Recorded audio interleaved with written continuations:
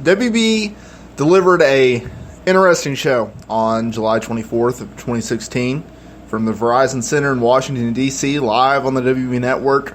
It was WB Battleground 2016, and it was a show. To say the least, it was a show.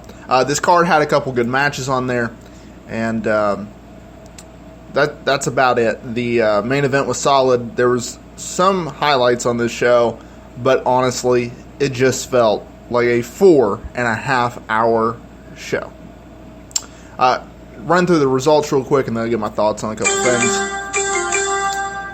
The kickoff show, Tyler Breeze and Fandango went over the Usos in a nothing match. The pay-per-view actually started with Bayley making her official main roster debut, tagging up against Sasha Banks and Charlotte, or tagging up with Sasha Banks and taking on Charlotte and Dana Brooke. Banks and Bayley went over in this match. There's been some speculation as to if Bayley's going to stay on the main roster. Is she going back to NXT? Is she going to be called up after SummerSlam and NXT TakeOver Brooklyn 2?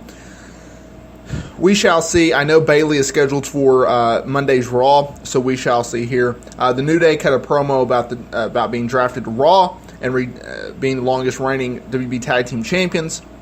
Then they mocked the Wyatt family. This set up the 6-man tag team match between the New Day and the Wyatts. And the Wyatt family actually went over in this match when Bray Wyatt hit Sister Abigail to Woods for the win. And then Rusev defeated Zack Ryder to retain the United States title. They tried hard. It was a solid match, I'll say that. After the match, Rusev attacked Ryder until Mojo Rawley ran down the ring and yelled at Rusev. There was no contact, and Rusev just left the ring. There was a backstage segment with Seth Rollins, Mick Foley, and Stephanie McMahon, and basically Rollins said he would reclaim the WWE title that night.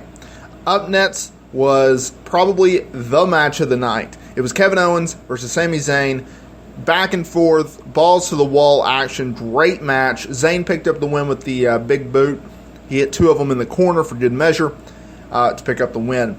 The next match was the dead match because no one was into this match. And for whatever reason, they want to put this match in the dead spot, and they also put a submission title on it as well. This was a submission match between Natalya and Becky Lynch. They tried hard. They really, really did. You got to give them credit for this, but no one cared, including myself.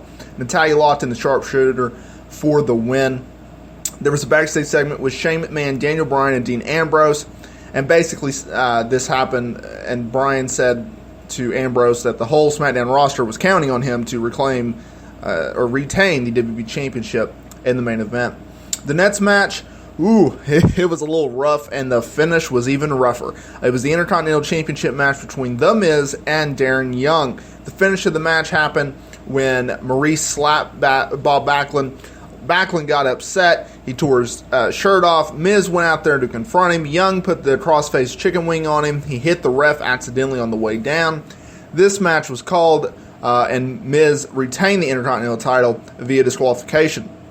Enzo Amore cut a fabulous promo on the club for their 6-man tag team match. It was John Cena, Big Cass, and Enzo Amore going over AJ Styles, Carl Anderson, and Luke Gallows. A really good match. Things got really, really wild at the end. Excellent match. Cena hit a AA off the middle rope to Styles for the win.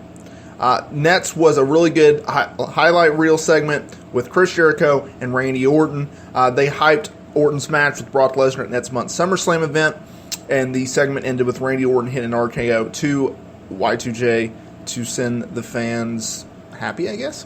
Up next, the main event did not start until the 11 p.m. Eastern Time, which would have been the 3rd hour of the pay-per-view, the 4th hour of the total event. And at this point, I was ready for this pay-per-view to be over as well as everyone else was. But give Dean Ambrose, Seth Rollins, and Roman Reigns a lot of credit. They pulled out a really, really good match. It wasn't 5 stars, but it was definitely 4 3/4.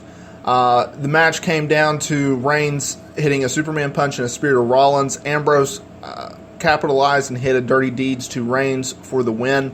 After the match, Ambrose, Shane McMahon, and Daniel Bryan, as well as the whole SmackDown roster, walked down to ringside to celebrate with Ambrose to close the show. Like I said, it was a solid show. Out of 10 stars, I'd probably give it a 6.5, but ratings are what they are.